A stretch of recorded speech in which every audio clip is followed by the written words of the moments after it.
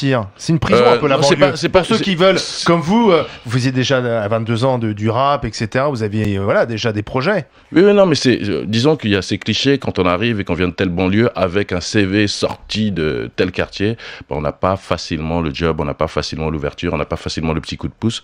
Donc arrive un moment, il faut aussi le faire pour pouvoir donner une chance à ces jeunes-là. Plus personne ne rêve dans les quartiers. Là, il y a le problème.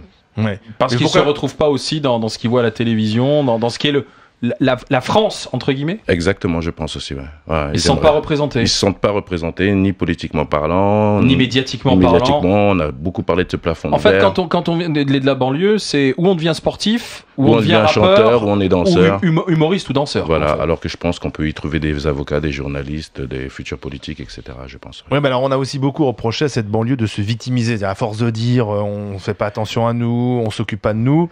Est-ce que c'est pas une façon aussi d'enfermer la banlieue dans ses problèmes et de jamais en sortir? Nous, on est une preuve du contraire. Le fait que je sois là avec vous aujourd'hui, que j'ai eu cette carrière, qu'on soit battu, qu'on soit monté en structure, qu'on ait essayé de produire nos disques, nos affaires, oui, on est une preuve du contraire. Donc je pense qu'il y en a d'autres qui sont capables de le faire et à un moment, il faudrait aussi leur laisser une place.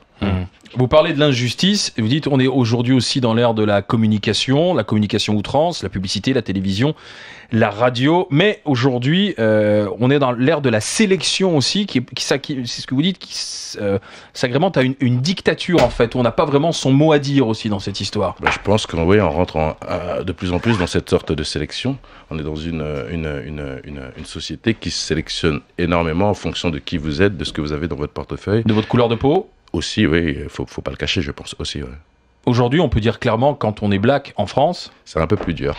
C'est toujours dur? C'est un peu plus dur, oui, c'est toujours un peu plus dur. Ouais.